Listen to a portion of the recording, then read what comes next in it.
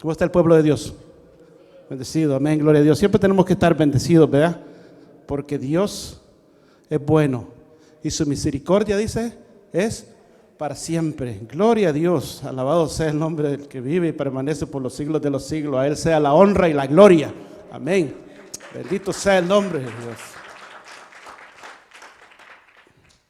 Quisiéramos hablar de no de un tema, sino de una situación que pasó, ¿verdad? Vamos a estar ahí en el libro de Segunda de Samuel 11. Fíjese que cuando estaba leyendo y estaba preparando, no hallaba cómo ponerle el nombre del sermón, ¿verdad? Y entonces, en otra Biblia que tengo decía, el gran pecado de David. Pues así le vamos a poner, dije. Así que a veces uno da vuelta tantas veces y la solución ahí está a la mano, ¿verdad? Entonces, a veces nos complicamos tanto la vida por cosas tan pequeñas, pero Dios tiene el control de todo y Dios es el que guía, Dios es el que nos lleva hasta donde Él quiere que vayamos. Amén. Así que vamos a estar ahí en 2 de Samuel, capítulo 11.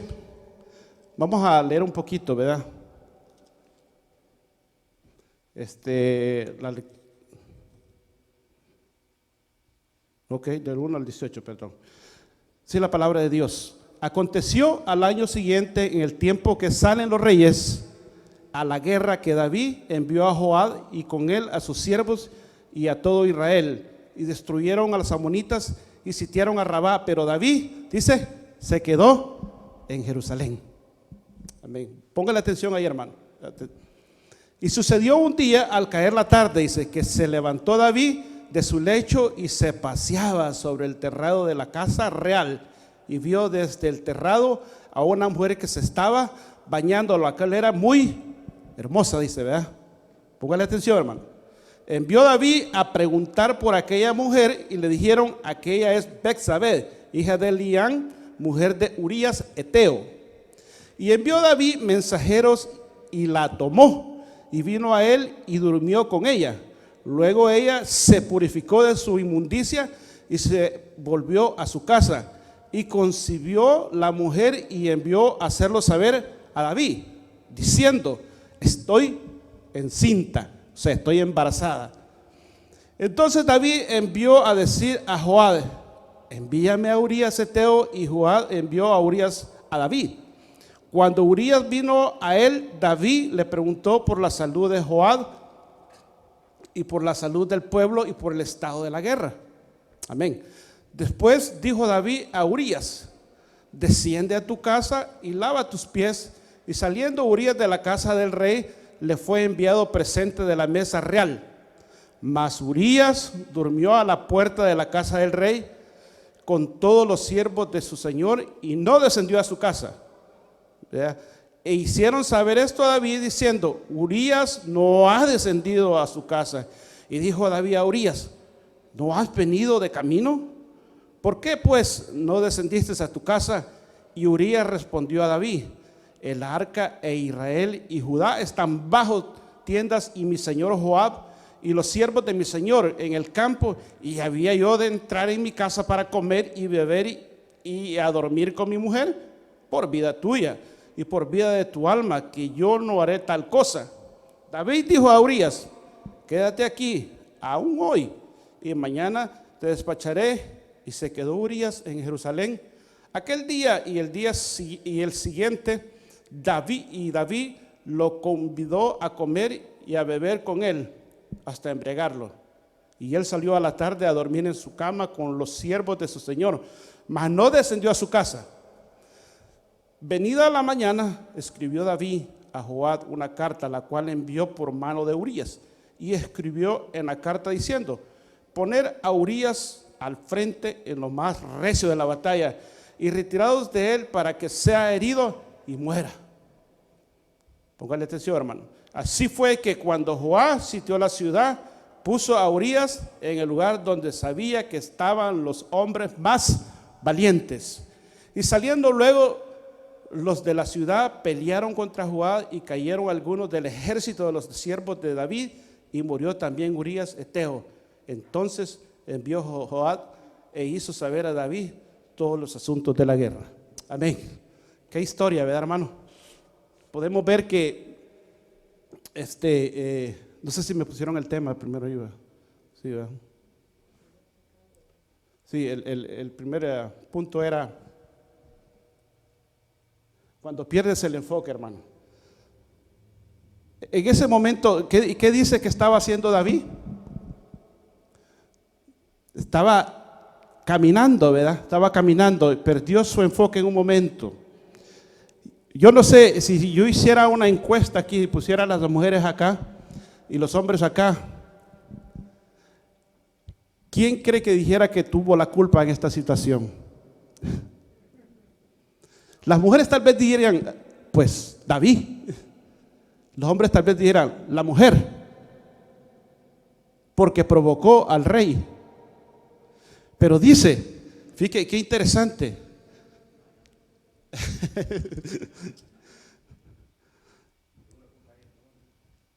Dice que en el 2, quiero volver un poquito al 2, y sucedió un día al caer la tarde que se levantó, dice, David de su lecho y se paseaba sobre el terrado de la casa real y vio desde el terrado a una mujer que se estaba bañando. O sea, la mujer ya estaba ahí bañándose. ¿Sabía la mujer que David estaba allá caminando? ¿O sabía ella que él se iba a levantar? ¿O sabía ella que él no andaba en la guerra peleando donde tenía que estar? Porque el puesto de David en ese momento no era estar en el palacio. Él tenía que estar liderando al ejército, estar peleando a la par de sus hermanos, de su pueblo. Ahí es donde tenía que estar él. Pero él dice que se quedó. Bueno, muchos pueden decir, bueno, a lo mejor estaba cansado. Él era el rey, él podía tomar la decisión que él quisiera, hacer lo que él quisiera. Pero dice la palabra que era en el tiempo que los reyes salían a pelear. No había excusa. En ese momento, él tal vez, siento cansado, me siento abatido, ya ha peleado tantas batallas, le ha dado tantas victorias al pueblo. Me voy a quedar un ratito. ¿Vea? ¿Cuántas veces decimos nosotros así, me voy a quedar acá? Y nos suceden tantas cosas. Mire que en esta historia no solo David es afectado, sino también sus hijos son afectados, su familia es afectada. Muchas veces las decisiones que nosotros vayamos a tomar no nos afectan solamente a nosotros. A veces qué bueno que solo a nosotros nos afectará, pero viene una línea grande, grande que afecta. ¿Y a qué padre no le duele más que a sus hijos sufran? ¿Verdad? A veces quisiéramos que nosotros sufrir, que nuestros hijos sufran. Pero a David le tocó por su desenfoque. Le tocó sufrir porque él perdió el enfoque. Él no tenía que estar ahí, él no tenía que estar caminando. Ahora, dice que no solo la vio. Si David solo lo hubiera visto y se hubiera dado la vuelta y se hubiera ido a acostar de nuevo, todo hubiera quedado tranquilo. Pero no solamente la vio, sino que averiguó quién era ella. Y no solamente averiguó quién era ella, sino que la mandó a traer todavía. Y no solamente la mandó a traer, sino que se acostó con ella. Tremendo, ¿verdad? Porque allí es donde empieza el descontrol. ¿No tenía David muchas mujeres alrededor? ¿No tenía David mujeres allí que él podía tomar? ¿Por qué se ensañó con Betsabé? ¿Por qué se ensañó con esta mujer? Muchos dicen a veces, es que, bueno, ese era el plan de Dios porque de ahí iba a nacer Salomón. Lo que pasa es que muchas veces nosotros queremos ayudarle a Dios. Y nos pasa como cuando Sara quiso ayudar a Abraham, ¿verdad? Y le dio la esclava. Y hoy tenemos un problema, un conflicto que todavía no se acaba ya con los árabes, donde nació Ismael, ¿verdad? Todavía tenemos ese problema porque a veces creemos de que Dios necesita ayuda de nosotros y queremos echarle una manito, ¿verdad? Pero no es así. Dios no necesita ayuda. Dios tiene el control de todo. Dios sabe cómo llevar las cosas. Sí, el plan de Dios era otro. El plan de Dios era que las cosas se hicieran bien, porque Dios quiere que siempre las cosas las hagamos bien, no que las hagamos alocadamente, ¿verdad?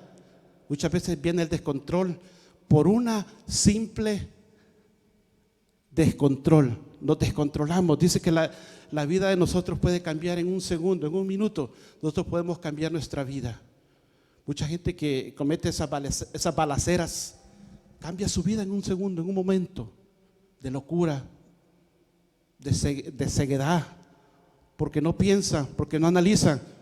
¿Ustedes qué creen que pasó con David? ¿Qué le pasó en ese momento? David se cegó, se olvidó de toda su gloria, se olvidó de todo lo que había conquistado, se olvidó de todo lo que Dios había hecho por él. En ese momento él solo pensó en el placer, en el deseo, en lo que estaba viendo al frente de él. Cuidado, hermanos. Tenemos que tener mucho cuidado lo que nuestros ojos miran. Tenemos que tener mucho cuidado cómo nosotros procesamos todas las cosas. Acuérdense que nosotros miramos, llega a nuestra mente y lo procesamos y llega a nuestro corazón, ¿verdad? Dice la palabra que la abundancia del corazón abra la boca, ¿verdad? Entonces hay que tener mucho cuidado. David cometió un gran error, un error que le costó muy caro, hermanos. No queremos pasar por situaciones así en nuestra vida. Por eso tenemos que ser cuidadosos. Tenemos que entender el plan de Dios y ver dónde debemos de estar. ¿Ustedes creen que si David hubiera estado en la guerra, le hubiera pasado esto? No. Tenía que estar allá, tenía que tomar su lugar allá. Pero él decidió estar ahí en el palacio, viendo cosas que no tenía que estar viendo. La tentación llegó a él y ese desliz le costó muchas cosas, hermano. Un desliz muchas veces en nuestra vida nos puede costar nuestro hogar, nos puede costar nuestra familia, nos puede costar nuestro trabajo, nos puede costar tantas cosas que con tanto esfuerzo tal vez hemos creado, hermano, y hemos sembrado en nuestra familia. Tenemos que tener cuidado, que las cosas, muchas veces nosotros leemos las historias en la Biblia y no entendemos que están ahí para ayudarnos, para guiarnos, para que no cometamos los mismos errores, ¿verdad? No como en las novelas siempre la sirvienta se mete con el hijo del rico, ¿verdad? Entonces siempre la gente hace lo mismo. O sea, no imitemos esas cosas malas, imitemos las cosas buenas, las que nos pueden ayudar a seguir adelante, las que pueden ayudarnos a afirmarnos en las cosas del Señor. Amén. David cometió ese error, hermanos, y le costó muy caro. Ahora, dice la palabra, sigue ahí en el 22, dice: fue el mensajero llegando, contó a David todo aquello a que Jehová le había enviado.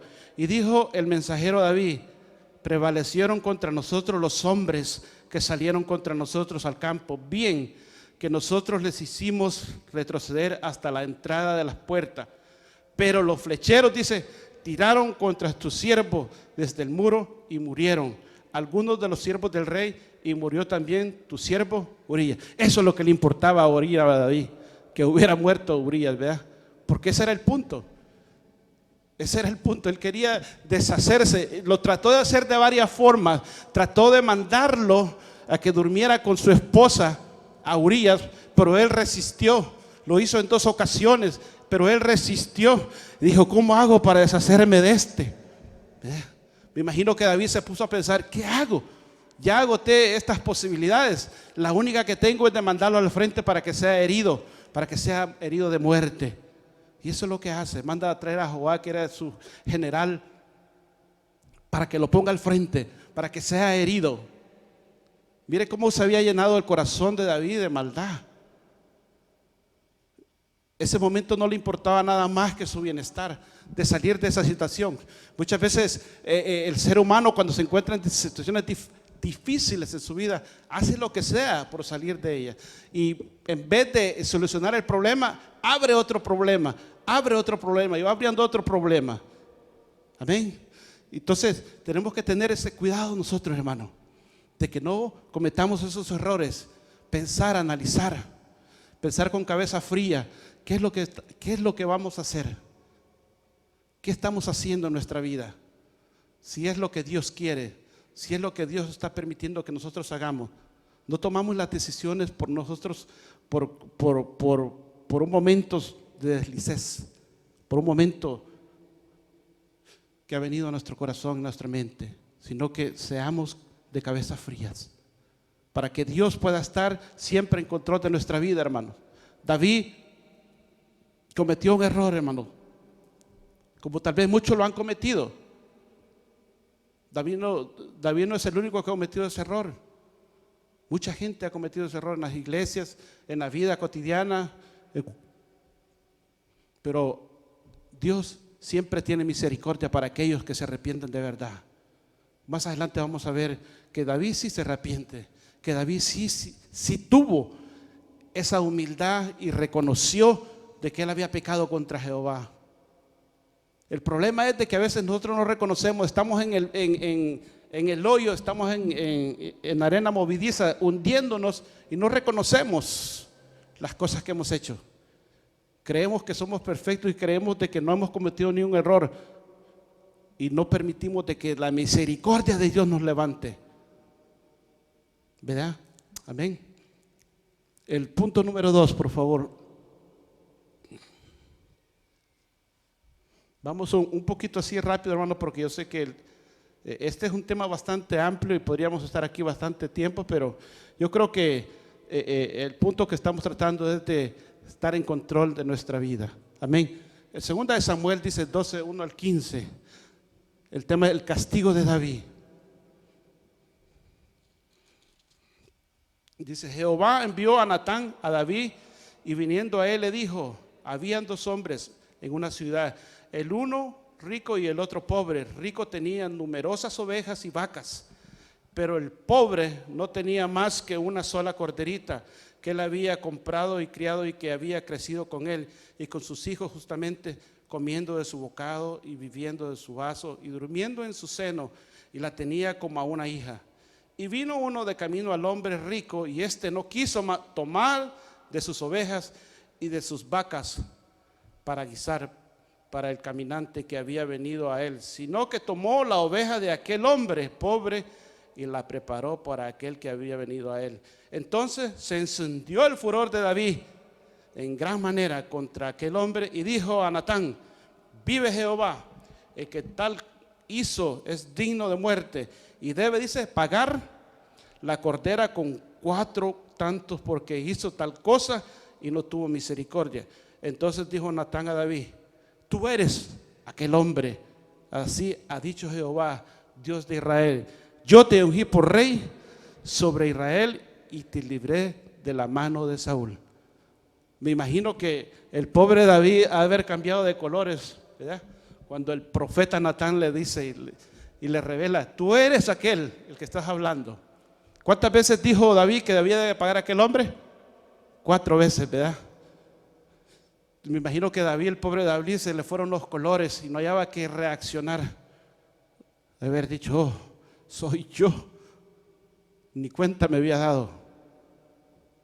Muchas veces cuando caemos en situaciones difíciles, hermano, por ejemplo, cuando alguien cae en la cárcel, en situaciones difíciles en la vida, empieza uno y tiene el tiempo de meditar, de pensar, y muchas veces empieza a recordar. Y me imagino que en la vida de David pasó esto, que en su mente pasó una película de su vida, donde él se acordaba cuando él era joven, cuando andaba cuidando las ovejas, cuando cuidaba las ovejas, cuando los libraba de los osos de león, cuando peleaba contra aquellos enemigos, cuando él es ungido por el profeta Samuel,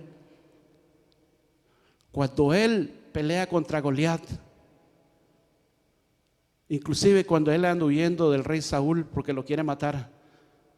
Todas esas cosas me imagino que pasan en la mente de David, y David llega a una conclusión y dice: ¿cómo pude llegar yo a esta situación? How in the world that I got over here? ¿Cómo he llegado hasta acá? ¿Qué pasó? ¿Qué fallé? No sé si en un momento tal vez usted no ha cometido un error de esa magnitud, pero hay momentos que nosotros nos ponemos a meditar y a pensar, ¿verdad? Y empezamos en nuestra vida, lo que hemos hecho, de dónde venimos, y empezamos a meditar y hasta aquí me ha traído Dios. Bueno, nosotros lo decimos en buen sentido, ¿verdad? Hasta aquí Dios me ha bendecido, hasta aquí Dios me ha traído, ¿verdad? Pero David se imaginó y dijo, ¿cómo llegué hasta esa situación? ¿Cómo pude yo fallarle al Dios todopoderoso? Aquel que me ha librado de tantas batallas, aquel que me ha librado de la muerte. ¿Cómo pude fallarle yo? ¿Cómo pude cometer este pecado? David se entristeció en su corazón. No podía entender lo que había pasado. Tal vez nosotros estamos perturbados y no podemos entender a veces las cosas, por qué nos están pasando, hermano. Pero tenemos que confesar a Dios y decirle, Dios, si he cometido algo, si he hecho algo, perdóname. Más adelante, y te di la casa de tu Señor, dice. Ahí estamos, perdón, ¿en cuál nos quedamos?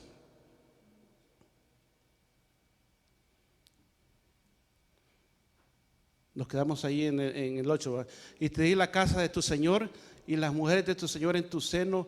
Además te di la casa de Israel y de Judá. Y si esto fuera poco, te habría añadido mucho más. O sea, si hubieras querido, te hubiera dado más. Si no te era suficiente lo que tenías, te hubiera dado más, ¿verdad? Pero a veces nosotros somos tan inconformes con Dios que nos está dando tantas bendiciones y queremos más, y queremos más, y queremos más.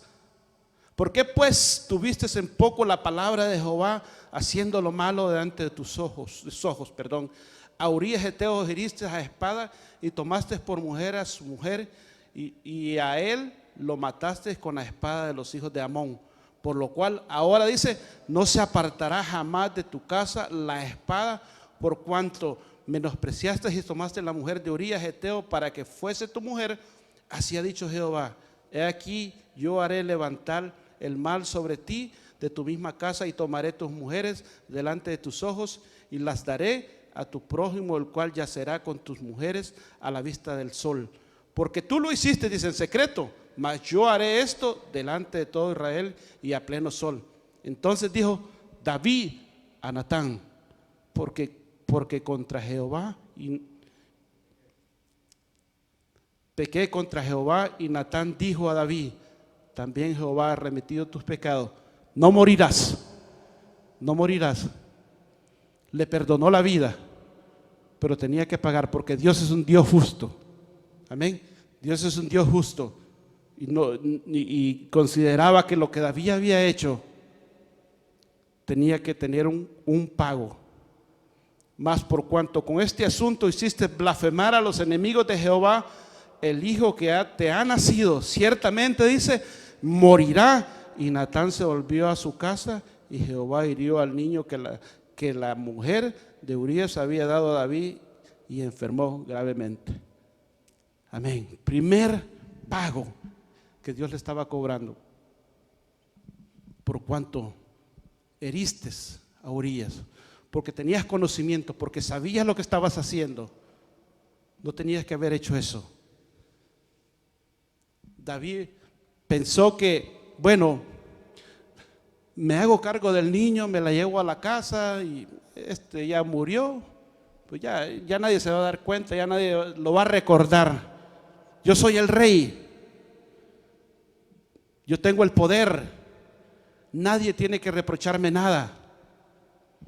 La llevo y me hago cargo del niño, y el niño va a crecer como si nada.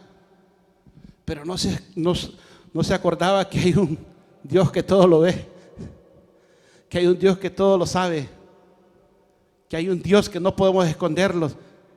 Dice que si nos fuéramos a los cielos, de los cielos nos va a traer. Si nos fuéramos al fondo del mar, de ahí nos va a sacar.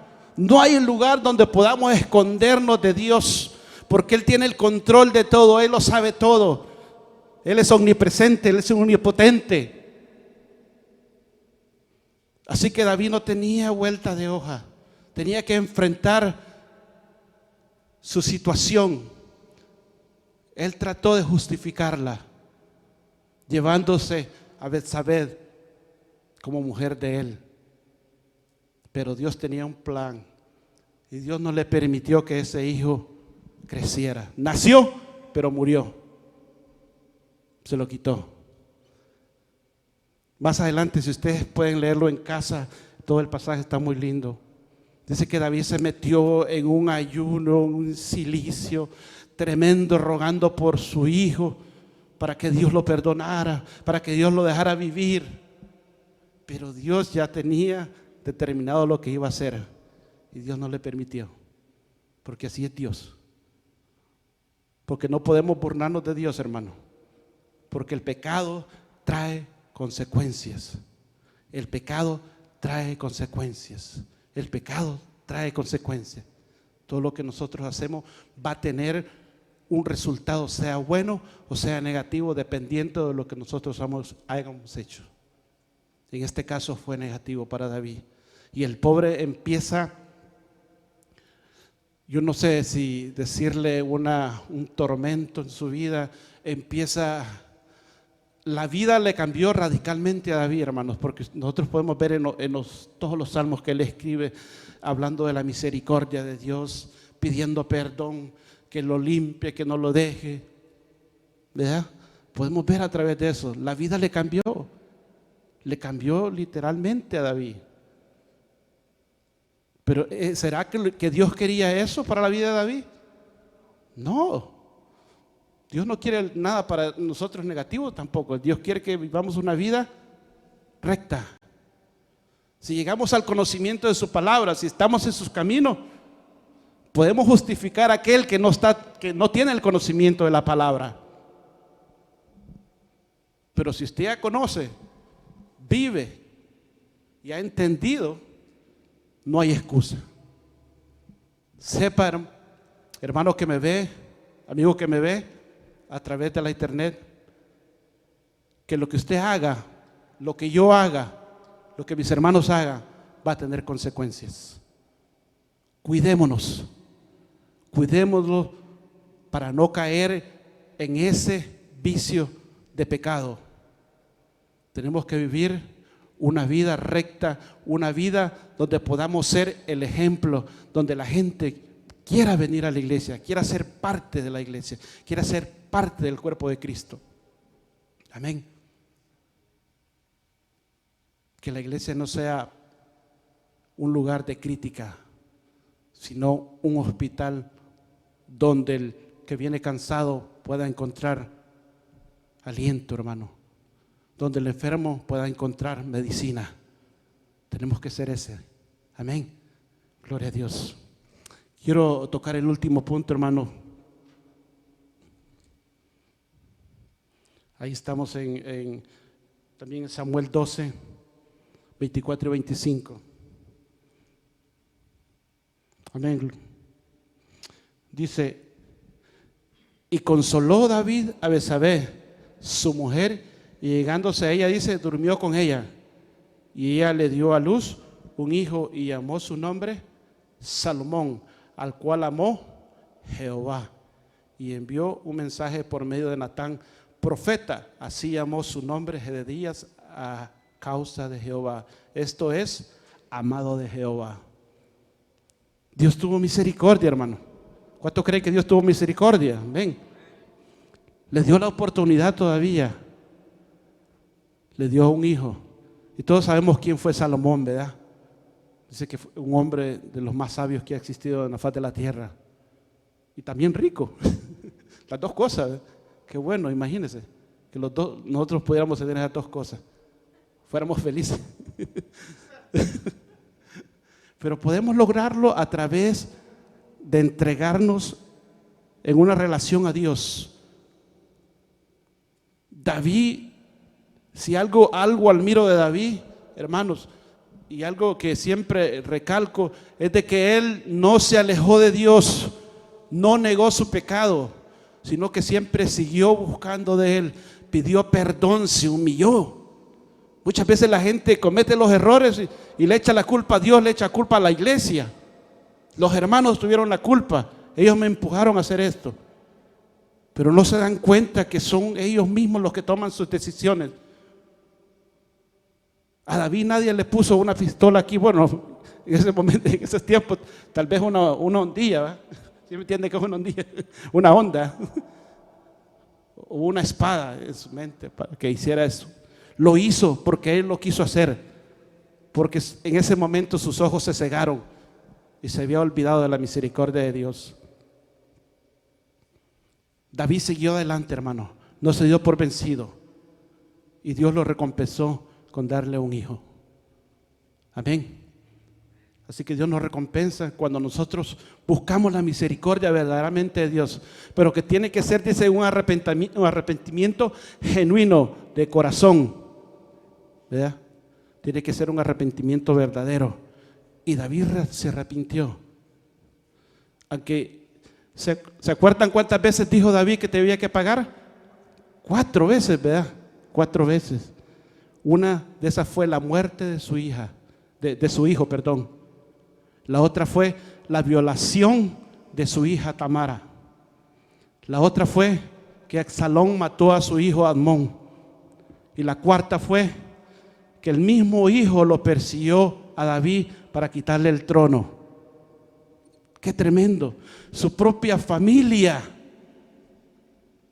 se le volteó. Sus propios hijos se hicieron daño por el pecado de David, por lo que él había hecho. Esas fueron las consecuencias del pecado. ¿Cuántos hogares se destruyen, hermano, por un solo desliz que haya habido? ¿Cuántos hogares hoy en día están pasando por situaciones que no deberían de estar pasando, pero por su desenfoque en el Señor pasan estas cosas? Mantengámonos enfocados, hermano. ¿Verdad? Hoy en día, cuando usted va en la carretera, usted ve que de repente los carros van haciendo así. ¿Sabe por qué? Porque van en el teléfono. Yo cuando voy en la mañana, como quedo en alto, si veo 10 carros, de los 10 carros, 8 van con el teléfono. Y los veo desde arriba, nomás les grito. Pues no me oyen.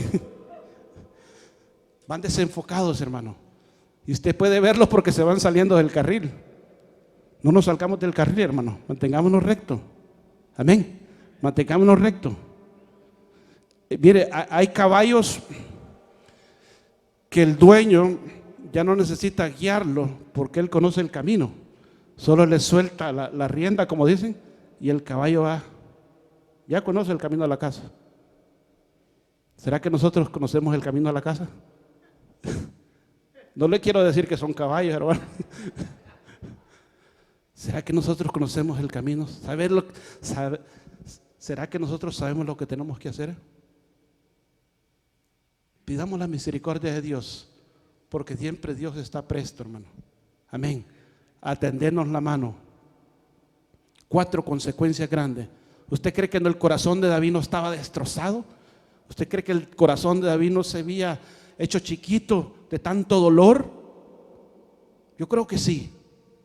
Le dolió por ese pecado, por ese momento. ¿Cuánto le pudo durar ese momento a David? 5 minutos, 10 minutos, 15 minutos. Pero el dolor le duró para toda la vida. Le duró para toda la vida. Así que no caigamos en eso, hermano. Mantengámonos firmes, mantengámonos en la línea. Quiero terminar con Salmo 30. Amén. ¿Quién vive, hermano? Y a su nombre. Amén, gloria a Dios.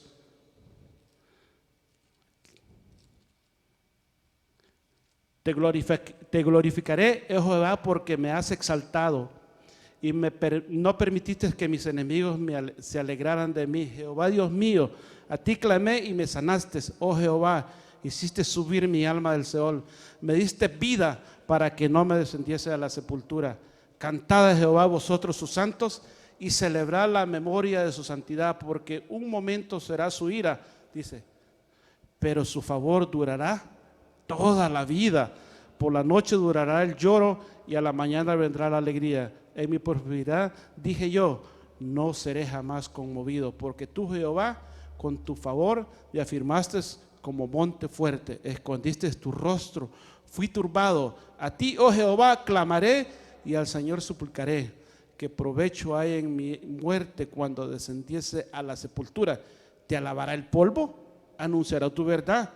Oye, oh Jehová, y ten misericordia de mí. Jehová, sé tú mi ayudador. Dice los últimos dos versículos, y este es un